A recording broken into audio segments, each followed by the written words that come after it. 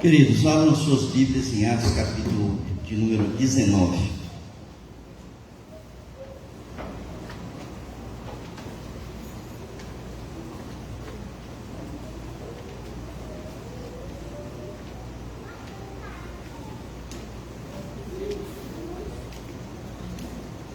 Atos, livro de Atos dos Apóstolos, capítulo de número 19.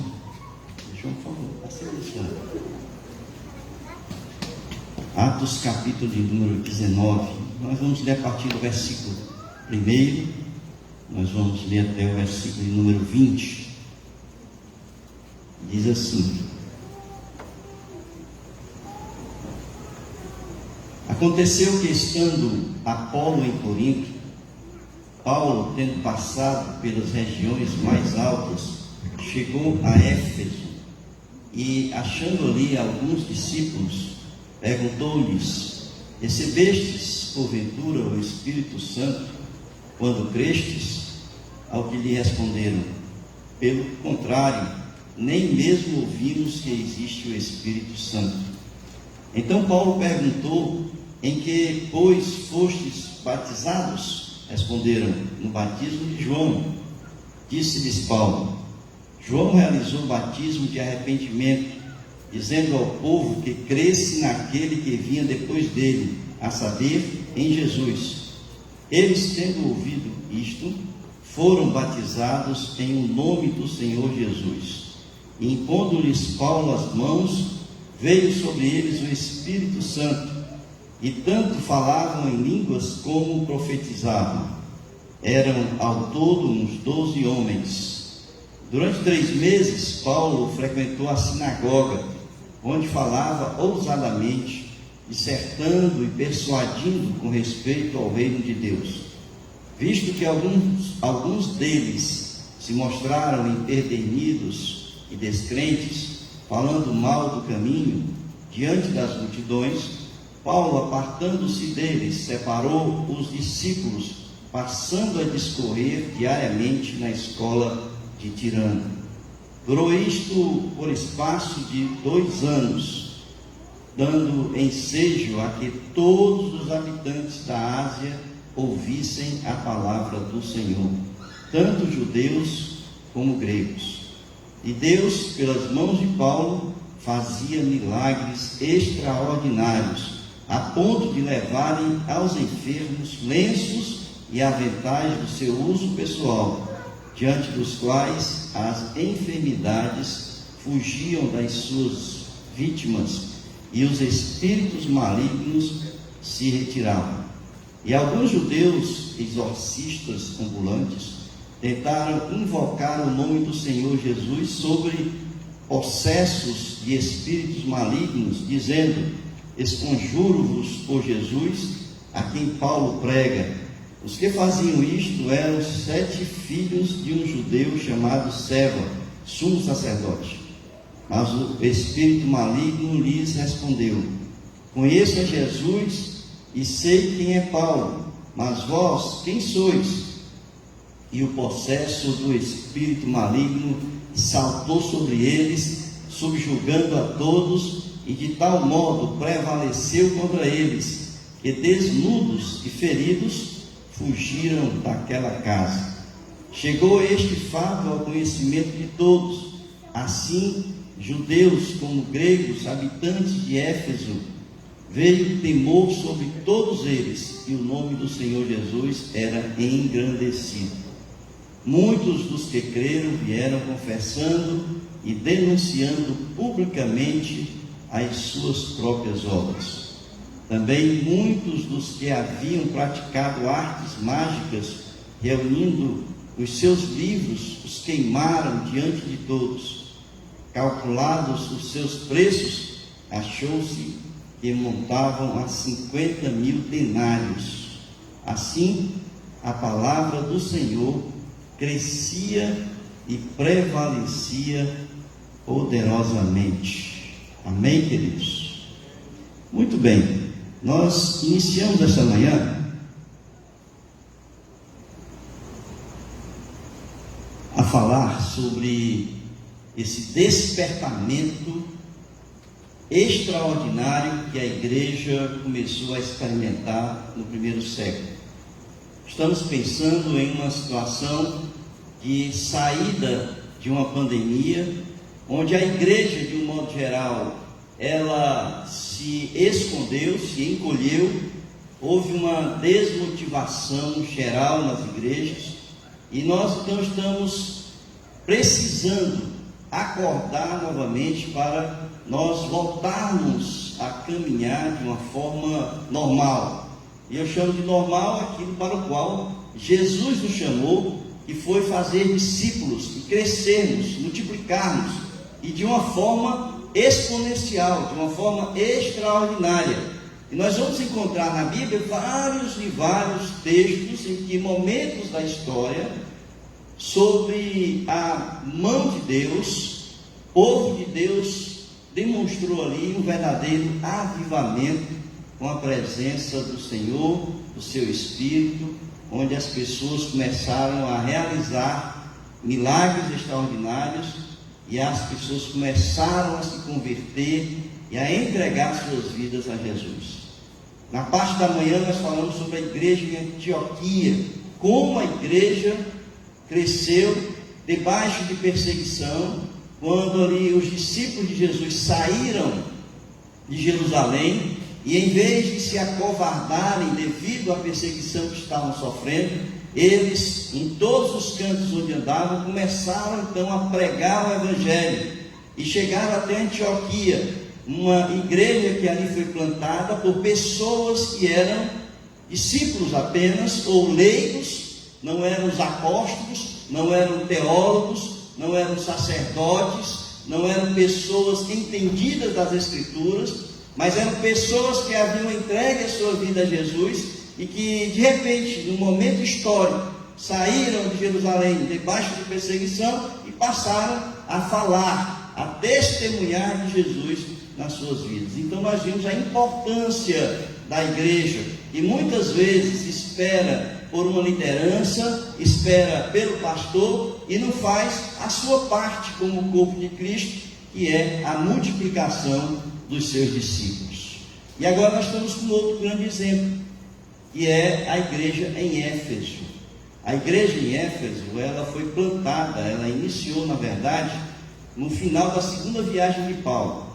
Se nós olharmos aí no capítulo 18 de Atos, quando ele está no final da sua viagem, ali a partir do versículo de número 18, Paulo, ele está no final, ele chega com Áquila e Priscila ali em Éfeso, e diz aqui no versículo 19: chegados a Éfeso, deixou-os ali, e ele, porém, entrando na sinagoga, pregava por Deus. Então ali começa a igreja em Éfeso, ele sai, e ele então retorna depois em Éfeso, e quando ele chega em Éfeso, nessa outra passada, ele vai passar em torno de 3 anos naquela região, plantando a igreja em Éfeso. E é interessante, queridos, que Éfeso era uma das grandes cidades daquela época.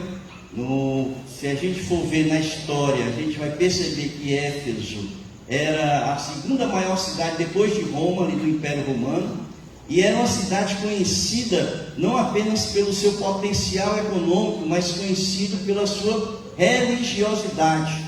Eu não sei se vocês lembram, mas ali é onde estava edificada um dos maiores templos idólatras do mundo da época, que era o templo a Diana dos Efésios, que vocês devem já ter lido aí na palavra de Deus. Então era um local de muita idolatria, e entendam que esse templo era um templo que era das 7 maravilhas do mundo daquela época. Vocês terem uma ideia do tamanho, da dimensão do templo que foi erguido ali adiante.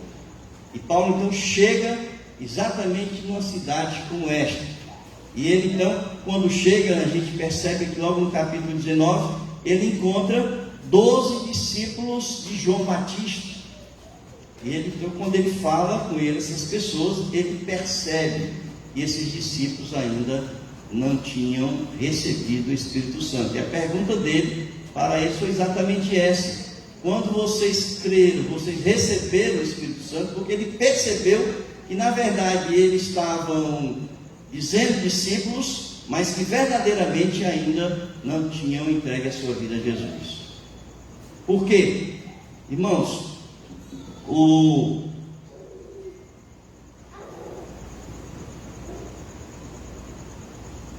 Espírito Santo, ele habita na vida das pessoas quando nós entregamos a nossa vida a Jesus. O apóstolo Paulo, ali no capítulo 8 aos Romanos, ele vai dizer que aquele que não tem o Espírito, essa pessoa não é de Cristo. Então aquelas pessoas que estavam ali eram ainda pessoas que ainda não haviam recebido Jesus. Então o que é que Paulo faz? Paulo prega a palavra para eles, e após a pregação da palavra de Paulo para eles, eles aceitam Jesus, eles se convertem, e ali eles são batizados agora em nome de Jesus, porque João Batista, ele vai dizer: eu batizo em água, ou faço o batismo de arrependimento, mas vem aquele depois de mim que batizará com fogo e com o Espírito. Então, naquele momento, eles ainda não haviam recebido. Depois de haverem recebido, então, Jesus Cristo, eles são batizados agora, e naquele momento ali eles recebem o Espírito Santo de Deus. Paulo vai escrevendo ali aos Efésios, no capítulo 1, versículo 13, ele vai dizer que após ouvir a palavra e crer em Jesus Cristo, essa pessoa é selada com o Espírito Santo de Deus. E foi exatamente isso que aconteceu. Ele chega ali, ele percebe essas pessoas que ainda não tinham recebido o Espírito, ou seja, ainda não eram convertidos na pessoa de Jesus Cristo. Ele então prega, essas pessoas se convertem, e ali começa a se instalar verdadeiramente a igreja na cidade de Éfeso. E o que é que Paulo faz então? Paulo começa a pregar, ele vai nas sinagogas, ele passa 3 meses ali pregando na sinagoga. E depois de pregar 3 meses na sinagoga, o que é que acontece? Vejam aí, nos versículos de número 9, ele vai, Lucas escrevendo, vai dizer que ali, as pessoas para quem ele estava pregando eram pessoas de coração duro, descrentes, e começaram então a falar mal do Evangelho. E o que é que ele faz? Ele separa os discípulos, que já tinham se convertido, e ele sai então para uma escola, que ele está chamando aqui de escola de Tirano. Ele passa a ensinar nessa escola durante 2 anos para as pessoas. E aí começa a se multiplicar discípulos. E o que é que acontece de extraordinário? Vejam aí, no versículo de número 10, quando ele diz: durou isso por espaço de 2 anos, dando ensejo a que todos os habitantes da Ásia ouvissem a palavra do Senhor, tanto judeus como gregos. E Deus, pelas mãos de Paulo, fazia milagres extraordinários. É isso, irmãos, que nós chamamos de avivamento. O que aconteceu aqui foi que depois que Paulo começou a ensinar os seus discípulos na escola de Tirano, todas as pessoas, está escrito aqui na palavra de Deus, que todos os habitantes da Ásia chegaram a ouvir a palavra de Deus. Ou seja, sem exceção, porque a palavra aqui é pan, ou seja, todos os habitantes da Ásia ouviram a palavra do Senhor, tanto judeus como gregos. E não apenas isso, não apenas todas as pessoas ouviram. Ele não está dizendo que todas as pessoas se converteram, está dizendo aqui que todas as pessoas ouviram a palavra de Deus. E não apenas isso, milagres extraordinários começaram a acontecer, começaram a fazer com que as pessoas pudessem ali enxergar, a pessoa de Cristo através da ação de Deus. Deus, aqui diz o versículo 11, Deus pelas mãos de Paulo fazia milagres extraordinários. E é exatamente nesse contexto da igreja de Éfeso, esse avivamento da igreja, quando ela se inicia, quando ela começa a sua organização, que nós queremos tirar algumas lições para nós, enquanto igreja de Jesus Cristo. E a primeira coisa que a gente aprende aqui, irmãos, nesse contexto, é o seguinte: é que a presença do Espírito Santo, ela é indispensável para que haja um avivamento na igreja. Indispensável. Imagine que ali tinha uma igreja em Éfeso, e que essa igreja era formada por pessoas que não tinham o Espírito Santo. Por quê? Porque verdadeiramente não haviam se convertido.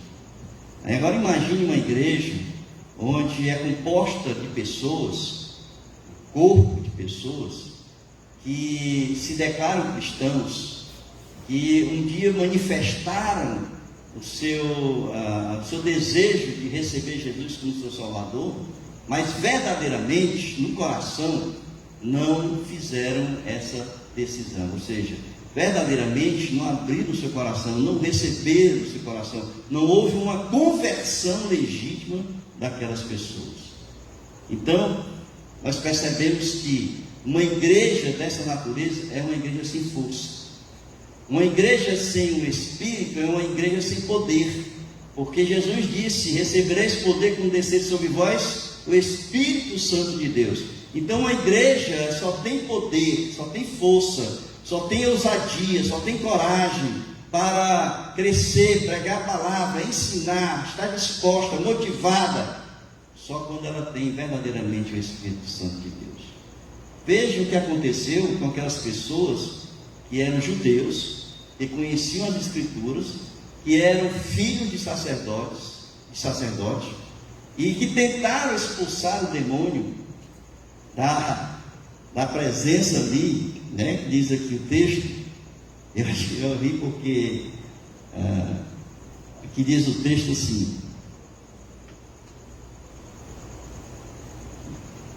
e alguns judeus, versículo de número 13, diz assim: e alguns judeus, exorcistas, ambulantes, tentaram invocar o nome do Senhor Jesus, sob possessos de espíritos malignos, dizendo: esconjuro-vos por Jesus, a quem Paulo prega.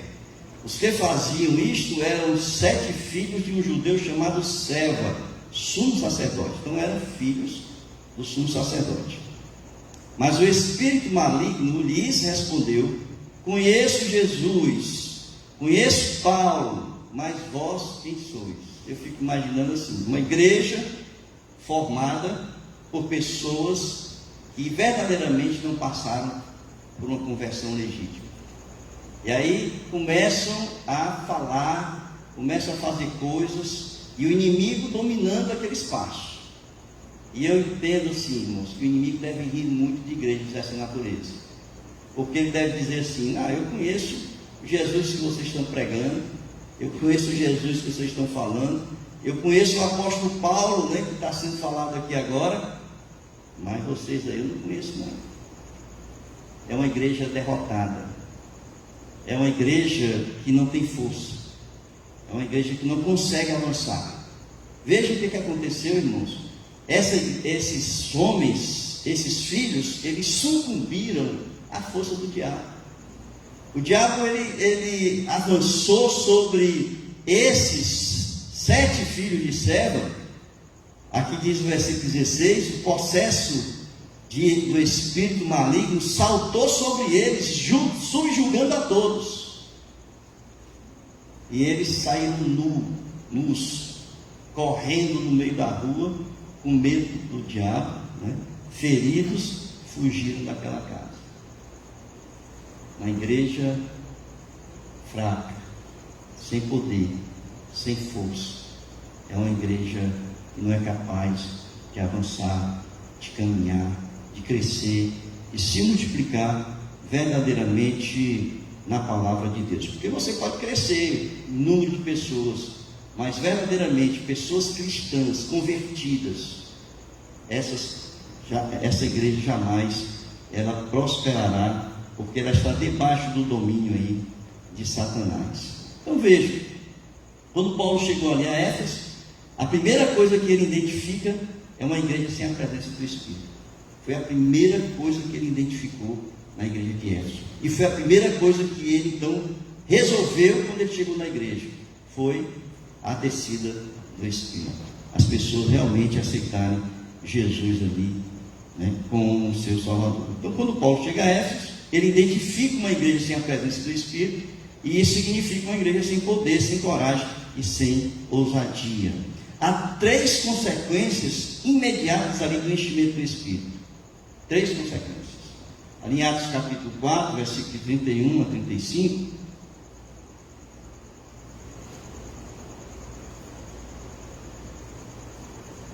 a gente vê ali quando o Espírito desce após a oração dos discípulos e diz assim: depois de orarem, tremeu o lugar em que estavam reunidos e todos ficaram cheios do Espírito. Então veja que é uma igreja cheia do Espírito. Tá? Eles oraram, o local tremeu e todos ali ficaram cheios do Espírito, ou seja, o Espírito Santo desceu ali. E anunciavam corajosamente a palavra de Deus. Veja a primeira consequência: anunciavam corajosamente a palavra de Deus. Da multidão dos que creram, uma era a mente e um o coração. Ninguém considerava unicamente sua coisa alguma que possuísse, mas compartilhavam tudo o que tinham. E que com grande poder os apóstolos continuavam a testemunhar da ressurreição do Senhor Jesus. E grandiosa graça estava sobre todos eles. Não havia pessoas necessitadas entre eles, pois os que possuíam terras ou casas as vendiam, traziam o dinheiro da venda e os colocavam aos pés dos apóstolos, e os distribuíam segundo a necessidade de cada um. Então o que a gente vê aqui? Primeiro, anunciavam corajosamente a palavra de Deus. Esse é o primeiro sinal, quando você está cheio do Espírito. Segundo, houve uma multidão dos que creram.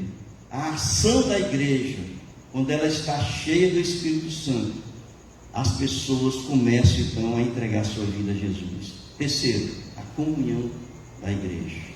Coisas que são sinais que a gente precisa observar na nossa igreja, se esses sinais estão realmente acontecendo. E é por isso que a primeira pergunta que eu faço para a igreja é: a nossa igreja é uma igreja cheia do Espírito Santo, pelos sinais que a gente observa na igreja?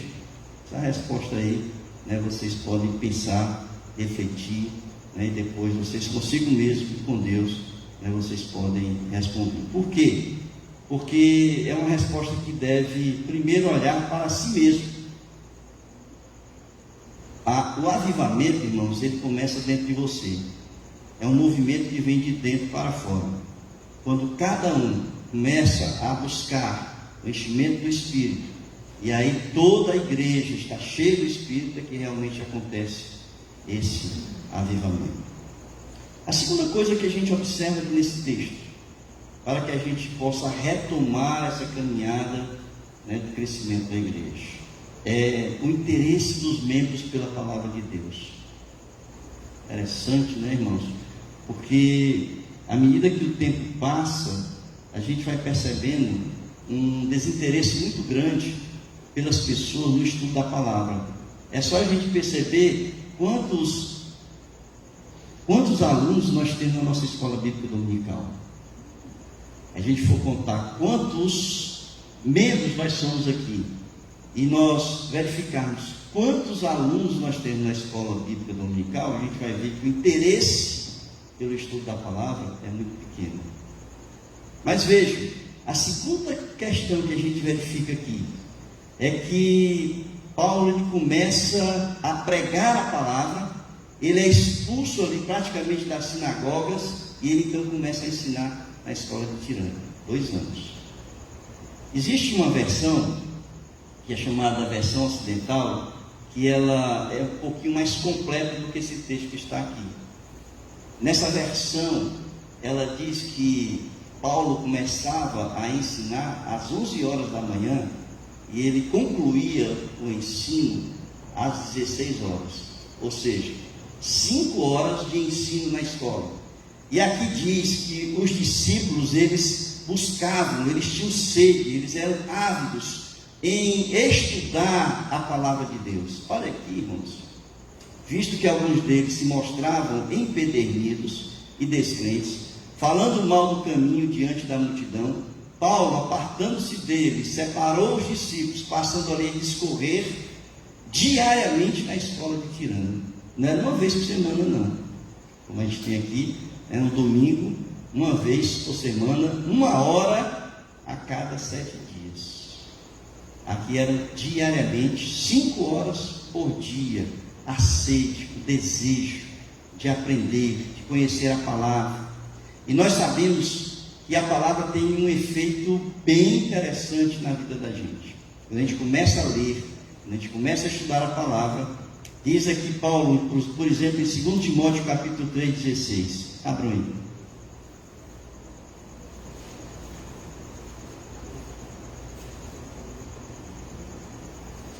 Segundo Timóteo capítulo 3,16, diz assim: toda a escritura, ela é inspirada por Deus e útil para quê? Para o ensino, para a repreensão, para a correção, para a educação na justiça. A palavra de Deus nos orienta, nos dirige, conduz a nossa vida, mostra o que é certo e o que é errado, mostra os caminhos que nós devemos andar, as decisões que nós tomamos debaixo da palavra de Deus, as atitudes que nós tomamos ao longo da nossa vida, as respostas às circunstâncias da vida, todas elas estão ali debaixo de uma orientação e do cuidado, do discipulado na palavra de Deus. Toda a escritura é inspirada por Deus e útil para o ensino, para a repreensão, para a correção, para a educação na justiça. Abra em Hebreus capítulo 4.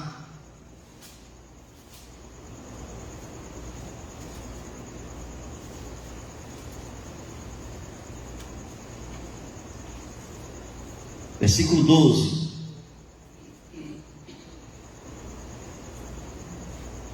Porque a palavra de Deus é o quê? Viva. A palavra de Deus é viva.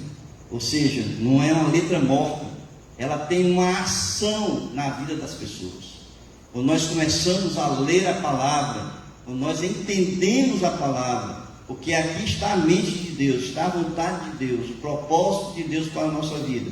Quando nós começamos a lê-la e a entender o que está aqui, ela tem uma ação interior na vida da gente, de mudança, de transformação de vida. Então ela não é apenas viva, ela é eficaz, ou seja, ela alcança o objetivo para o qual ela foi revelada a nós. Por isso aqui diz que a palavra de Deus não volta vazia antes de fazer aquilo que apraz ao Senhor, não é? Então ela é viva, ela é eficaz, ela é mais cortante do que qualquer espada de 2 gumes, penetra até ao ponto de dividir alma e espírito, juntas e medulas, e é apta para discernir os pensamentos e o propósito do coração. Que coisa, não é? Como é que ela consegue em nós ela ter essa ação tão direta na vida da gente, ela ser tão precisa, é como um bisturi na nossa alma, né? Que ela consegue dividir alma e espírito. Como é que ela consegue fazer isso que a gente não entende? Mas a precisão da palavra é tão grande que ela consegue dividir alma e espírito, as juntas e medulas, e discernir os pensamentos e os propósitos do nosso coração. Os nossos propósitos ruins, que muitas vezes nós não externalizamos, mas nós pensamos, né? A palavra de Deus, ela faz com que a gente mude a nossa forma de pensar e a nossa forma de agir. Agora veja, aquela igreja em Éfeso, ela quando começou a ouvir a palavra, ela começou a mudar. Quando ela começou a ouvir a palavra, ela começou a mudar, e ela começou a sentir cada vez mais o desejo de conhecer mais. Quanto mais a palavra agia, mais a igreja sentia necessidade de conhecer essa palavra. Quanto mais ela conhecia, quanto mais ela mudava, a igreja era transformada, a igreja era restaurada, a igreja era regenerada pela palavra, pela ação do Espírito Santo através da palavra. A igreja sentia mais sede dessa palavra. Irmãos, não é fácil não aguentar 5 horas uma pessoa falando Porque a igreja não me aguenta falar 1 hora, imagine 5 horas. E Paulo falava manso. Paulo era aquele que quando falava, né, o menino dormiu lá da janela lá de cima, caiu no chão morto. Não é? Não conta assim a história? Era aquele cara que falava manso e suave, começava a falar, né? E as pessoas aguentavam, acordavam, queriam mais, 5 horas por dia. Estou pensando em fazer um desafio aqui na igreja, o que vocês acham? Digo amém aí. Ninguém diz, né? Aguentar 5 horas, e o pastor Roraima falando. Tem alguém que disse aí, Deus me livre, eu escutei. Verdade ou mentira? Irmãos, um dos maiores avivamentos da história bíblica, sabe quando foi que aconteceu? Quando no reinado de Josias acharam as escrituras e ele leu ali, mandou ler as escrituras. Vejam aí, abram aí suas Bíblias, em 2 Crônicas, capítulo 34.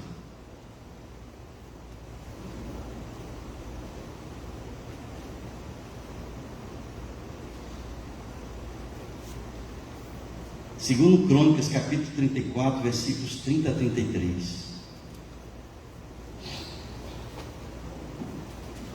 E diz assim: E o rei subiu à casa do Senhor com todos os homens de Judá, e os habitantes de Jerusalém, e os sacerdotes, e os levitas, e todo o povo, desde o maior até o menor.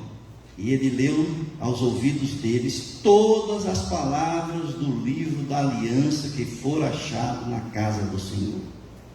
E pôs-se o rei em pé em seu lugar, e fez aliança perante o Senhor, para seguir ao Senhor e para guardar os seus mandamentos e os seus testemunhos e os seus estatutos com todo o seu coração e com toda a sua alma, cumprindo as palavras da aliança que estão escritas naquele livro. E fez com que todos quantos se achavam em Jerusalém e em Benjamim o firmassem. Os habitantes de Jerusalém fizeram conforme a aliança de Deus, o Deus de seus pais. Josias tirou todas as abominações de todas as terras que eram dos filhos de Israel, e a todos quantos se achavam em Israel obrigou a que servissem ao Senhor seu Deus enquanto ele viveu. Não se desviaram de seguir o Senhor, o Deus de seus pais. Impressionante, irmãos, como a palavra de Deus muda a vida das pessoas. Sabe por quê? Porque é através da palavra que o Espírito Santo nos purifica. É através da palavra que o Espírito Santo nos santifica. E à medida que a gente vai se santificando, a gente vai deixando o pecado para trás. A gente vai deixando o pecado para trás. E é isso, é essa mudança que ocorre na vida de cada um, que faz com que as pessoas sejam atraídas. Vocês lembram que Jesus disse que quando ele for levantado, ele atrairia todos para si? Porque a santidade, o amor de Deus por nós é tão imensurável, que quando nós olhamos para a cruz e percebemos o seu amor e a sua santidade, porque ele só pôde ir para a cruz, porque ele foi santo para a cruz, é que nós nos sentimos então atraídos. É na santidade da igreja que resplandece a luz de Cristo, e que a gente pode então andar sabendo que as pessoas estão sendo atraídas por nós, pela mudança de vida, transformação que Deus provoca em cada um de nós. Então, queridos, vejam, depois que isso aconteceu ali em Éfeso, todos os habitantes da Ásia ouviram a palavra do Senhor. Todos os habitantes da Ásia, ou seja, coragem, ousadia. As pessoas agora saíam pregando a palavra, e aí foram sendo conhecida ali a palavra de Deus por todos. O que mais que a gente encontra nesse texto que pode servir de lição para a gente? O terceiro aspecto que a gente encontra aqui é que a presença de um representante de Deus em perfeita sintonia espiritual com o Senhor é fundamental para o crescimento da igreja. Historicamente, irmãos, todos os avivamentos que aconteceram, havia um ícone na história. Se a gente for ver historicamente, nós vamos ver John Wesley, por exemplo, nós vamos ver D.L. Moody, nós vamos ver Charles Spurgeon, nós vamos ver aqui no século passado Billy Graham, né? Nós vamos ver então nomes da história que foram ícones na história, mas foram homens usados por Deus. Mas foram homens usados por Deus, por quê? Porque eram homens dedicados à sua vida a Deus. Eram homens de oração, que dobravam os seus joelhos em oração e passavam horas e horas ali aos pés da cruz de Cristo, orando e entregando a sua vida a Jesus. E esses homens é que são usados por Deus para fazer com que a igreja se movimente e que a igreja alcance o propósito para o qual ela foi chamada. No caso específico de Éfeso, essa pessoa foi Paulo. O versículo 11 do capítulo 19 de Atos diz que Deus, pelas mãos de Paulo, fazia milagres extraordinários. Milagres extraordinários. É claro que nós hoje temos ainda grandes homens de Deus que são usados por Deus. Eu não posso nem me comparar, né, na pessoa de Paulo, mas nós podemos, enquanto igreja, buscar fazer com que nós sejamos pessoas que busquem essa intimidade com Deus, andar diante da face de Deus. Muitas pessoas, irmãos, não acreditam em milagres. Muitas pessoas às vezes riem dos milagres que acontecem. Eu já falei aqui muitas vezes que eu sou fruto de vários milagres, não é só de um milagre, mas vários. Eu já falei aqui para vocês que quando eu comecei a pregar, quando eu comecei a pastorear a igreja, estava pregando, e simplesmente quando eu pregava minha voz falhava, e em determinado momento ficava afônico, não saía voz. E eu fui então num especialista. Ele fez lá aquele filmezinho, né? Bota um negócio lá, filmezinho, e o que apareceu? Eu tinha uma hipotrofia da corda vocal. Uma das minhas cordas vocais eram atrofiadas. A outra normal, mas tinha uma delas que era atrofiada. E aí recomendaram eu fazer fisioterapia da voz, que estava um choquezinho aqui, ficava tremendo no meu pescoço. Passei 3 meses. Mas durante esses 3 meses, irmãos, a igreja que eu pastoreava, sabe o que fazia? Dobrava os joelhos e orava.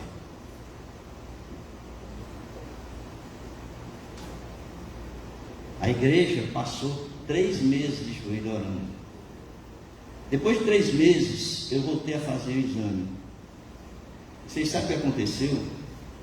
As 2 cordas vocais normais, completamente normais. Como é que aos olhos humanos, como é que humanamente você pode explicar uma corda vocal que você nasce com ela atrofiada e de repente essa corda vocal volta ao normal? Só existe uma explicação, irmãos: milagre de Deus. Não existe outra explicação.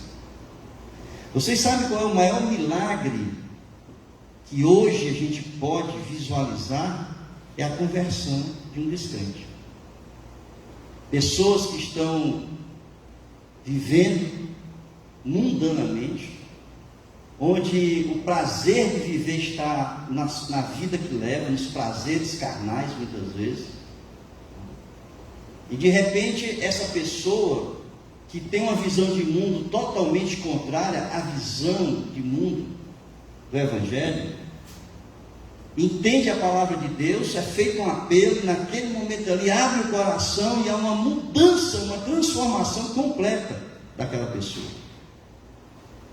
Existe milagre maior que esse, do que a restauração de uma vida, da regeneração de uma vida? Não existe isso. Não existe maior milagre do que isso. E as pessoas que frequentam a igreja estão acostumadas a verem todos os dias em igreja, muitas vezes, a pessoas que estão entregando suas vidas. Eu estou acostumado a ver pessoas que vêm à frente na igreja, que entram na igreja bêbadas. E que naquele momento que acontece a conversão, que entregam a sua vida a Jesus, a partir daquele momento, irmãos, nunca mais colocaram uma gota de álcool na boca. Isso é milagre ou não é? É milagre. Nós fomos uma viagem missionária lá em Missão Velha, no distrito de Missão Velha chamado Canabrava. E chegamos lá, nesse distrito em Canabrava, era a terra de um membro da igreja que eu pastoreava. E nós chegamos lá e passamos a tarde distribuindo folhetos, fizemos um culto à noite, um culto público. E a vila, irmãos, encheu de gente, a vila encheu de gente. E a gente então estava lá fazendo o culto e eu preguei nessa noite. Quando eu fiz o apelo, 48 pessoas vieram à frente aceitando Jesus. 48 pessoas. Essas 48 pessoas foi a base. Hoje é uma igreja lá em Missão Velha, lá em Canabrava. É uma igreja. Porque esse parente, ele cedeu o terreno, a gente começou a construir. Depois eu saí dessa igreja que eu pastoreava, e o pastor que veio depois organizou a igreja. Mas aquelas 48 vidas que se entregaram é a base da igreja hoje. É milagre isso, irmãos? É milagre. Conversão, transformação, regeneração de vida, é milagre. E isso é feito por uma igreja que busca o Senhor, que se dobra diante de Deus em oração, que busca comunhão com o Senhor, intimidade com Deus, leitura da palavra, para que haja transformação, mudança e vida. E sabe outra coisa que a gente enxerga aqui, nesse texto? É que o inimigo, irmãos, ele só é derrotado por pessoas que têm realmente essa intimidade com Deus. Eu acho interessante quando Lucas coloca aqui os milagres que estavam acontecendo, e logo em seguida ele vai falar dos exorcistas que aparecem aqui. Vejam aí, acompanhem a minha leitura. E Deus, pelas mãos de Paulo, fazia milagres extraordinários, a ponto de levarem aos enfermos lenços e aventais do seu uso pessoal, diante dos quais as enfermidades fugiam das suas vítimas. E o que? Como é que ele encerra aí? E os espíritos malignos se retiravam. Aí logo em seguida, Lucas mostra 7 pessoas, judeus, filhos de sacerdote, que foram expulsar demônio, e que na verdade fugiram da presença do diabo, porque não tinham o mesmo poder que tinha Paulo. Então veja a comparação de uma igreja cheia do Espírito, em comunhão e intimidade com Deus, onde o diabo não é capaz de resistir a uma igreja como essa.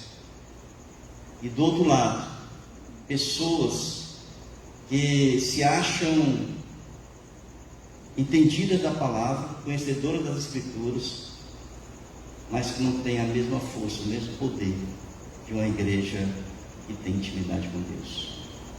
Interessante isso, né? Mas é Lucas quem coloca isso. De um lado Paulo, do outro os judeus exorcistas. E assim, né, não é a capacidade humana, irmãos, que vence a luta. Nós vivemos uma luta espiritual. Imagine que, né, Paulo vai dizer que não é contra carne e sangue a nossa luta, é contra as potestades do ar. Então, se a gente não estiver preparado, espiritualmente preparado, jamais a gente vai conseguir derrotar o inimigo. Ali em Efésios capítulo 6, versículo 10 a 13, ele vai dizer: quanto mais sede fortalecidos no Senhor e na força do quê? Do seu poder. Veja aí, a gente só pode vencer, Paulo está dizendo aqui, a gente só pode vencer se a gente buscar força no Senhor, na força do seu poder. E ele diz assim: revesti-vos de toda a armadura de Deus, para poderdes ficar firmes contra as ciladas do diabo, porque a nossa luta não é contra o sangue e a carne, e sim contra os principados e potestades, contra os dominadores deste mundo tenebroso, contra as forças espirituais do mal nas regiões celestes. Portanto, tomai toda a armadura de Deus, para que possais resistir no dia mau, e depois terdes vencido tudo, permanecer inabaláveis.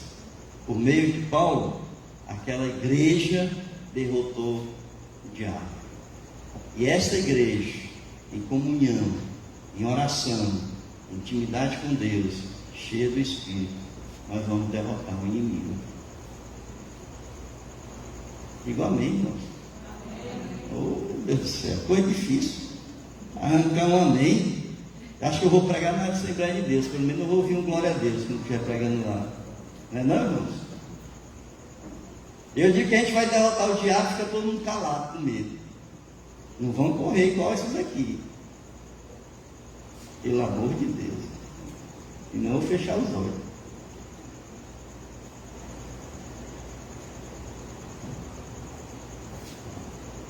A pergunta que se faz aqui é: você está agindo como o apóstolo Paulo, engrandecendo o nome de Cristo, ou como aqueles judeus exorcistas, fracassando na luta espiritual e consequentemente depreciando o nome de Jesus? Porque depois que aqueles judeus foram derrotados pelo diabo, o nome de Deus foi exaltado, o nome de Jesus. Sabe por quê? Porque eles viram que o Cristo que Jesus pregava é que tinha força, que poder, né? Aqui diz o texto, vê temor sobre todos eles, e o nome do Senhor Jesus era engrandecido. Amém, irmãos? Amém. Oxe, está difícil o negócio. Agora eu virei pernambucano. Oxe. Irmãos, eu quero encerrar. Sei que vocês já estão aí cansados, né? Não estão às 5 horas ainda não. Estão perto de 1 hora. Mas eu quero encerrar dizendo o seguinte: que esse texto mostra mudanças que acontecem quando a pessoa realmente se entrega ali a Jesus. As pessoas estão se convertendo, ficando, as pessoas estão ouvindo a palavra, estão crescendo, amadurecendo, se fortalecendo em Cristo, e aí acontecem coisas extraordinárias. Vejam aí nos versículos de número 18 a 20, só para a gente encerrar, capítulo 19. As pessoas começaram a confessar seus pecados. Olha aí, que coisa, né? A gente começa a conhecer a palavra, e a palavra mostra os nossos pecados. É luz, né, para nós. E aí elas começam a identificar que são pecadoras. E eles começam o quê?